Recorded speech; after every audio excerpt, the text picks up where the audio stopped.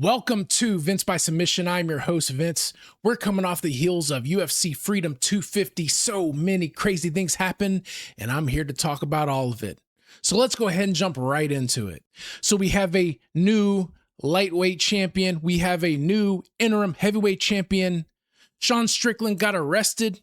Actually, I think I have some video footage of that. Tell me he will be fired. I'll tell you what. How do you keep your job now? So the first fight we had was Diego Lopez versus Steve Garcia.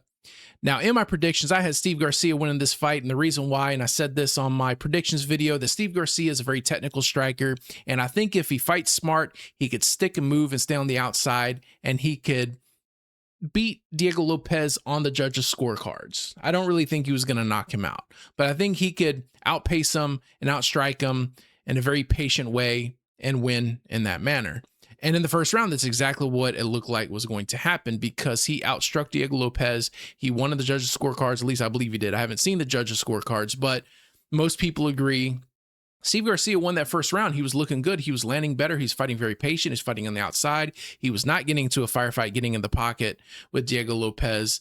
So going into the second round, I was feeling pretty comfortable thinking that my one underdog prediction was going to hold up on this card, but around the midpoint of the second round, Diego Lopez starts landing on him, starts exchanging very aggressively. So Steve Garcia decides he wants to go ahead and get in that firefight with him and starts trading in the pocket. And that is just something you do not want to do against Diego Lopez. Diego Lopez lands a vicious flurry on him, puts him down, and finishes him by TKO. So what is next for these two? Well, Steve Garcia was fighting up in this fight. If we look at his rankings here, he was ranked number 9, fighting all the way up to number 2. So his ranking is pretty much going to stay where he's at. His momentum stopped. His winning streak was stopped, but he still has a pretty good record. He's still a really good fighter. So what's next for him? Well, if he's coming off of a loss, maybe one of these other people that are working their way up, maybe he fights one of those guys. What's next for Diego Lopez? Well, he said in the post-fight interview right there in the ring after he won that he is the best featherweight and he could beat any featherweight. We all know what he's trying to do. He's trying to get that shot, that rematch against Volkanovski. But the problem is he's already 0-2 in title fights against Volkanovski. Do we really want to give him a third shot, especially this early? I'm a huge fan of Diego Lopez. I think I'm probably one of Diego Lopez's biggest fans, even though I didn't pick him in my predictions. Still a massive fan of the guy, but I don't really think he deserves to get title shot after title shot after title shot when you have these other people that are right there that I think deserve title shots as well. They don't need to keep waiting in the back of the line every single time Diego Lopez gets a win. So what I think needs to happen with Diego Lopez is he needs to fight one of these other guys that are in the top of the rankings. If he wants to stick around at featherweight, I think moving up to lightweight wouldn't be a bad idea. But if he wants to stick around at featherweight, he already has drama with Yair Rodriguez. I think they need to set up this fight. If not this fight, Sterling, Murphy, those would be good fights. Evloev would be fun. I know Evloev and Volkanovski are booked. Maybe if Volkanovski wins and Evloev and Lopez want to have that match because Lopez wants to get that win back, I'd be okay with that one. But I don't think that we need to go ahead and give him a third shot against Volkanovski. All right, moving on to the next fight. This is one where I got my prediction right. Bo Nickel versus Kyle Dawkins. Bo Nickel just did what Bo Nickel does. He is really good with his takedowns. He hasn't really used them a whole lot this last couple of fights. He's used mostly his striking because I think he was trying to round out that part of his game, and it looks like it has gotten a lot better. But in this one, he mixed it up very well. He came in with some aggressive takedowns, some clean takedowns, took Kyle Dawkins down, and finishes him by TKO. Now, what's interesting about these two, they both have really good records. They've both been on pretty solid runs. They're really good fighters, but they're actually not ranked. And I'm a little surprised by that. I thought at least one of them would have been ranked, but neither one of them are ranked. So what are next for these two? Well, Kyle Dawkins fighting another unranked fighter and losing. He's going to obviously stay outside the rankings and fight whoever else is trying to break their way into the rankings. Bo Nickel, he keeps on getting touted as the future of the division. Whenever he was still undefeated before his RDR loss, they were saying he might be the only person that could take down Chimaev. he has a lot of favoritism in the eyes of the UFC. So, they want to really build him up as quickly as they can. Now that he is 3 wins in a row, if I'm not mistaken, since his loss against RDR, he needs to be fighting someone who's ranked. I think we could go ahead and look at someone who's just in the lower part of middleweight. Any of these guys from 11 to 15, maybe even 10 to 15, put him against one of those guys. If you really want to fast track him, if you really want to keep touting him as this big prospect that could be a threat to the title, put him against someone in the lower top 15. If he wins, put him against somewhere in the middle of the 15, maybe a rematch to RDR to see if he is improved in those areas. Then put him against a top 5. If he makes it through those, you're looking at 3 or 4 fights away from a title shot. All right, moving on to the next fight. Another one I got my prediction right on. I said this was the lock of the night. And when this fight happened, it showed why it was the lock of the night. Because this was an absolute mismatch. Michael Chandler had no business being in the ring with Mauricio Hufi. Hufi is way too good. He has possible future champion, aura about him. Michael Chandler, once upon a time, was really, really good. Since coming to the UFC, you could tell it's kind of past his prime and he hasn't been able to win as much. But at least in matches where you put him against someone who's really good, even if he loses, he makes it exciting. But the last couple of fights, he's not even been able to make it exciting. He just doesn't really have it anymore. So what is next for Michael Chandler? Honestly, I think it's time to hang it up. I hate to say it. He's a fun fighter. But at this point, he's just wasting these people's time. He's become a stepping stone. He's just taken a lot of damage towards the end of his career. He's in his late 30s. If I'm not mistaken, maybe he's close to 40. I think it's about time to hang it up, man. If he wants to have another fight, one more paycheck, one more big hoorah, one more big event, find some other up-and-comer, have him face that guy, and then call it a day. Mauricio Hufi, though, I actually have some pretty good ideas for him. So we're going to look here at the lightweight rankings. These rankings have not been updated yet. As you can see, Ilia Topuria is still being shown as the champion. It's kind of weird how sometimes the rankings work because they kind of vote on them. And when they do, sometimes you have ties. So in this case, you have Hufi and Moicano are both ranked at 9. They're both tied for like 9 and 10. Hufi beat Chandler, who's ranked below him, so his ranking might not move up because of this. Sometimes they'll still move him up, even if you beat someone below you, but the win looks impressive enough because it is kind of a voting system. It's not simply you beat someone, you move up to their spot. It doesn't quite work that way. So maybe he does move up a little bit, but either way, because he did fight someone that was below him, if he does jump up, it's not going to be a lot. I think Moicano, Hooker, Gamrot, I think one of these 3 should be next for him because you have Pimblett and Saint-Denis are fighting each other. They're booked. Max Holloway is booked against Conor McGregor. Sarukian is kind of like right there. Like he might have a title shot soon. Justin Gaethje is your new champion. Charles Oliveira is BMF champion. So like all these guys are basically off the table for Hufi. And it's going to come down to, I think, one of these. Moicano, Hooker, Gamrot. That's what I think should be next for Hufi. If he wins one of those fights, then pick one of these guys after they've had their fights, whoever's available, build them up from there. All right, moving on to the next fight. Another one where I got my prediction right on. Josh Hokett versus Derek Lewis. This fight is very, very similar to the last fight that I just talked about when it comes to the skill differences and what the future means for both these fighters. Josh Hokett is a person who's made a lot of enemies because of how he likes to run his mouth. The way he talks, really cringy with the pro wrestling style, gimmick kind of shtick and all that kind of stuff. But the dude's really good. He is a really good fighter. He's very fast because he's not really heavyweight. He's just basically light heavyweight that doesn't cut weight. So he's a lot faster than all of his opponents, but he is very technically sound. He has good takedowns. He has good control. He has somewhat good striking. I think it could be polished up a little bit. So what are next for these two? Kind of like the last fight. I think the loser in this match, Derek Lewis, look, we all love him. We all love the Black Beast. He's been fighting for a long time. He holds records for the most knockouts in UFC history. But this is not the same Derek Lewis that we grew up watching. His glory days are long behind him, and now he's basically just a stepping stone for anybody who has any level of talent whatsoever. His last 2 showings against Josh Hokett and Waldo Cortez Acosta were very bad performances. He looked very, very bad. It looked like he didn't have any heart. I think it's just time for him to wrap it up. Just wrap up the career.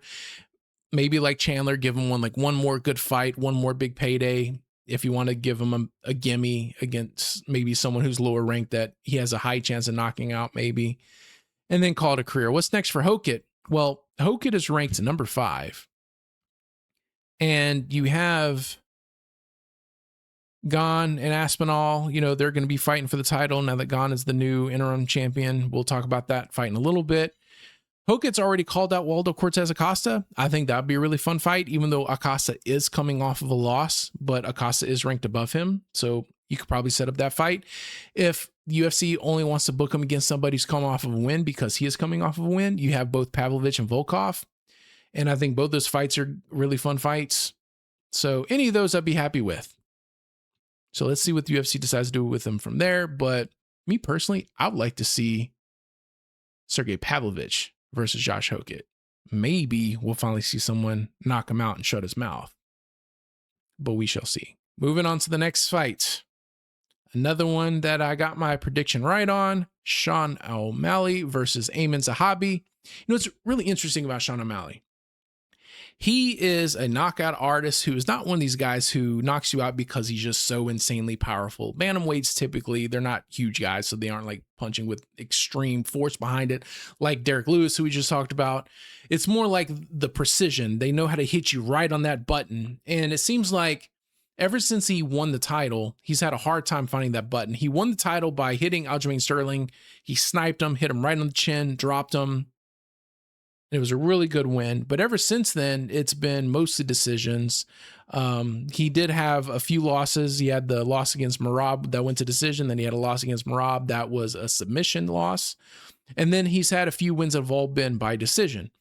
So a lot of people were kind of wondering if he still had that, knockout ability within him.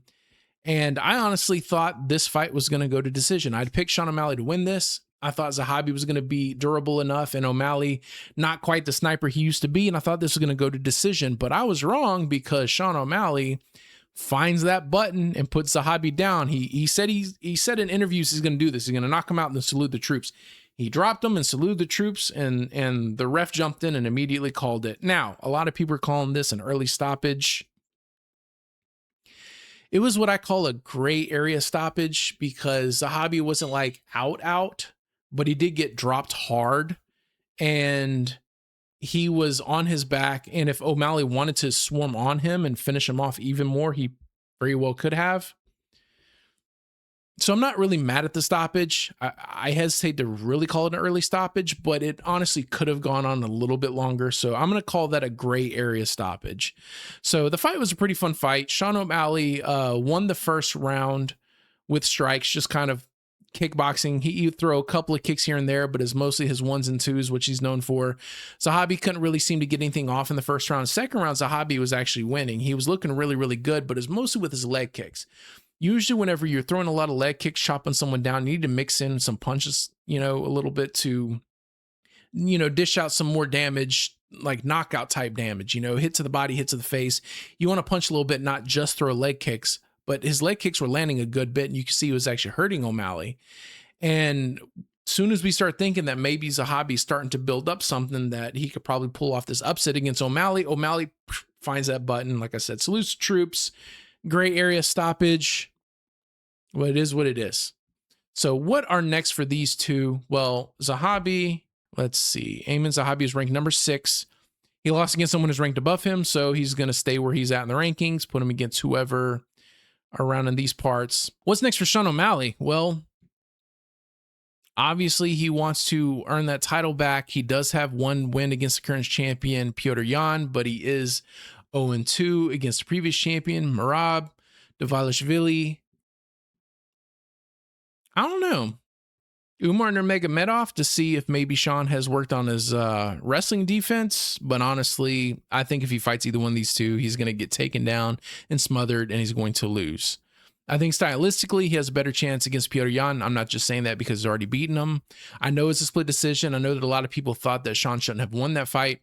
But the simple fact that it was a split decision shows that it was at least a close fight somewhat. So Sean could at least be competitive against Petr Yan. I don't think he has the grappling defense to deal with these wrestling phenoms known as Umar Nurmagomedov and Merab Dvalishvili. So what is next for Sean O'Malley? It depends. Does UFC want to gift him with another title shot, or do they want to test his wrestling?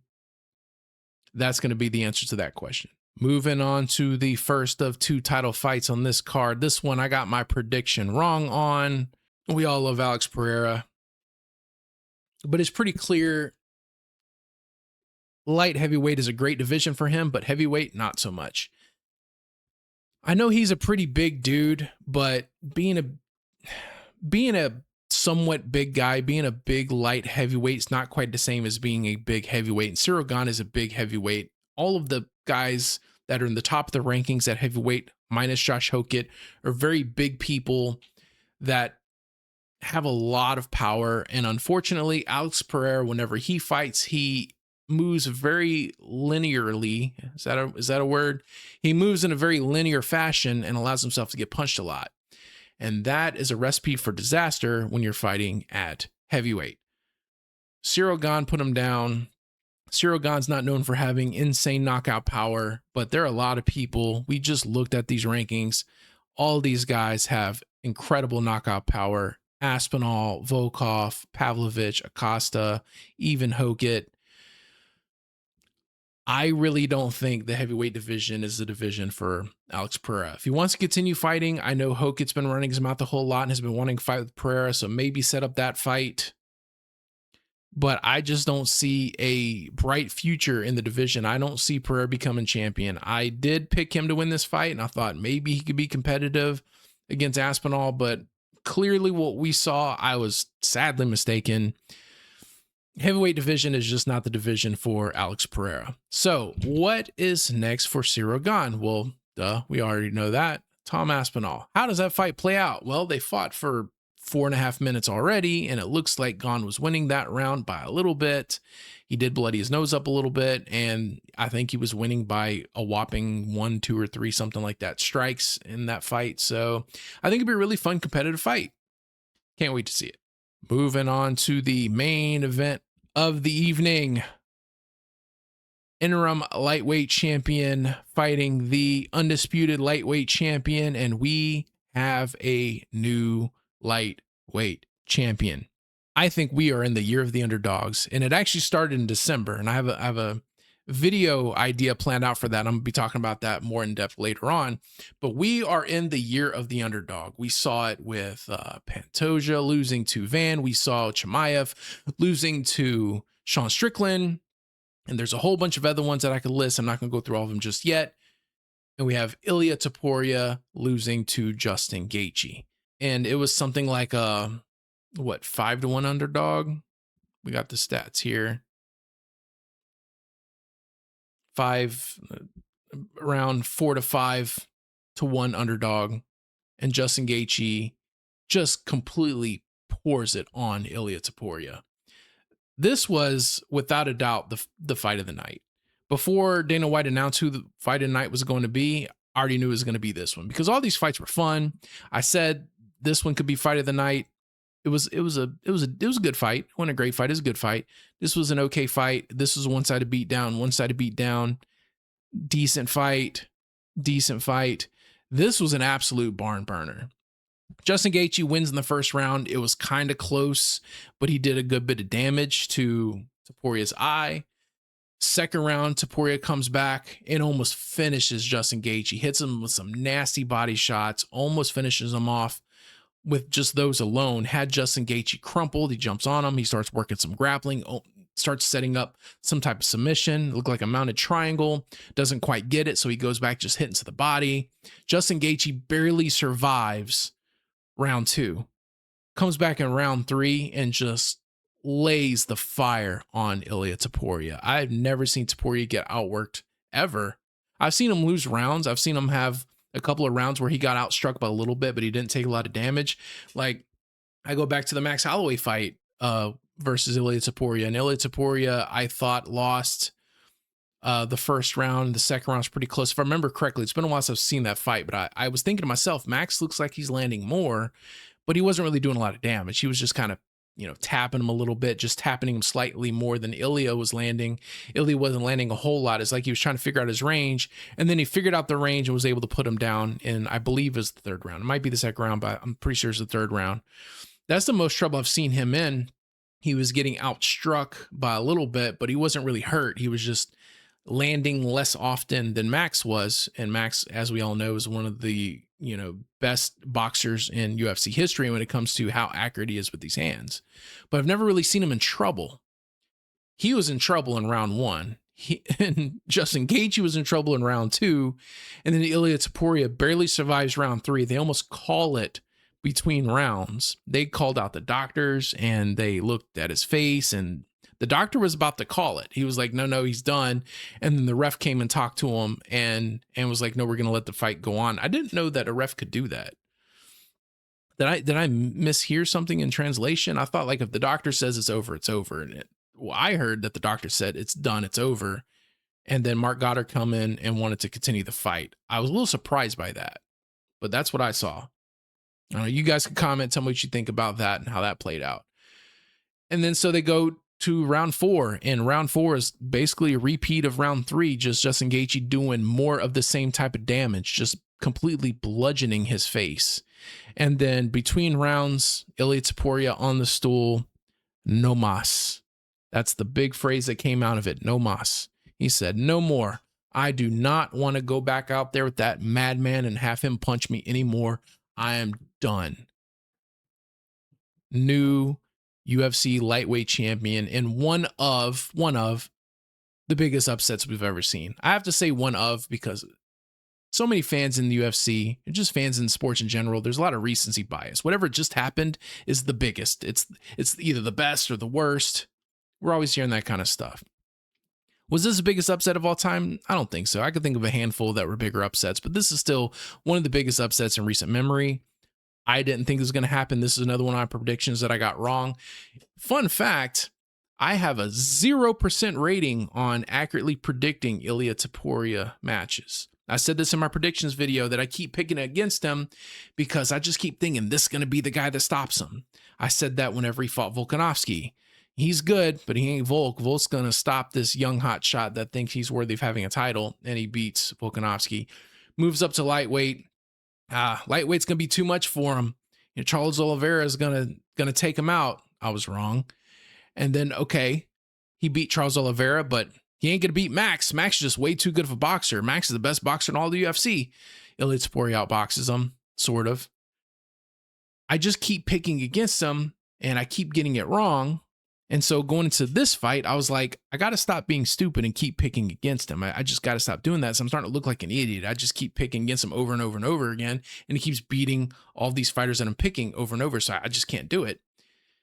And then so I finally pick for Ilia Topuria, and now he loses.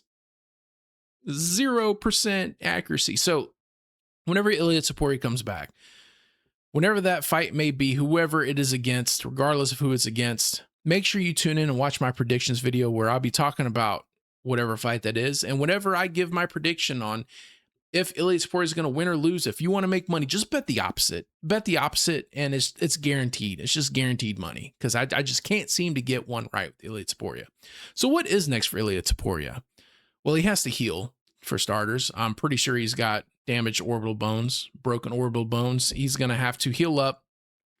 Does he stick around lightweight or go back down to featherweight? It's kind of hard to go back down once you've bulked up, because you put on more muscle. So I don't know if he's going to go back down to featherweight, because he's already fought, 3 fights now at lightweight? I think he's basically going to stay at lightweight, and there are some good fights here for him. So I think the biggest one would be, I get to the rankings here, Paddy Pimblett. Paddy Pimblett is already booked against Benoit Saint-Denis, but there's been so much talk between these two. Paddy Pimblett and Ilia Topuria absolutely hate each other. They're always taking shots at each other. They've been wanting to fight each other for a long time. They're both coming off of losses against Justin Gaethje. I think that'd be a really good fight to set up. Now, as I said, he is booked against Benoit Saint-Denis, so we have to wait for that fight to play out. But honestly, I don't even care if Paddy Pimblett wins or loses that match. I think it would still be good to set up. a fight between him and Ilia Topuria, if Ilia Topuria is ready to come back at that time. And if not that, Benoit Saint-Denis would be another good fight. He's already fought and beat all these other guys with the exception of Arman Tsarukyan and Justin Gaethje, who he just lost to. Arman Tsarukyan would be another good one. But I think Tsarukyan might actually finally get that title shot he deserves. We shall see. What's next for Justin Gaethje? Probably Arman Tsarukyan. If not Arman Tsarukyan, maybe the winner of Benoit Saint-Denis versus Paddy Pimblett. Maybe a rematch against Charles Oliveira, who's the current BMF champion. There's a few options here, but either way, I will be tuning in because this is the most dangerous man in the most dangerous sport. He always talks about that. He's the most dangerous man in the most dangerous sport. And he keeps on saying everybody he fights, he's going to rearrange their face. And I'm like, that's kind of an extreme thing to say, but did you see what Ilia Topuria's face looked like at the end of that fight? It's pretty intense. So anyway, that's basically everything I want to say on UFC Freedom 250. I have some big plans for this channel. There's a lot of other videos I want to do. I need to build up my numbers first. I have some ideas for some stuff that's kind of unique in the UFC or the MMA YouTube space. I want to start doing, you know what? I'm gonna save it. I don't want to reveal it too quick, but I have an idea for something that I don't see other content creators doing, and I want to do that and turn that into like my little corner of the market. But if I start producing that content now, and I don't have a lot of subscribers, it's just going to be wasted videos because it's just not going to get hardly any views. So I'm going to wait until I have at least 1,000 views, or I'm sorry, 1,000 subscribers. So please help spread the word, help, you know, subscribe, like the video, hype the video, do everything you can to help the algorithm. So more eyes get on the channel. The more eyes we get on the channel, the more subscribers I get, the more subscribers I get, the sooner I'll be ready to produce some unique content that is in the martial arts and combat sports space. So I think that's all I got. Thank you for tuning in to Vince by Submission, and we'll see you all next time.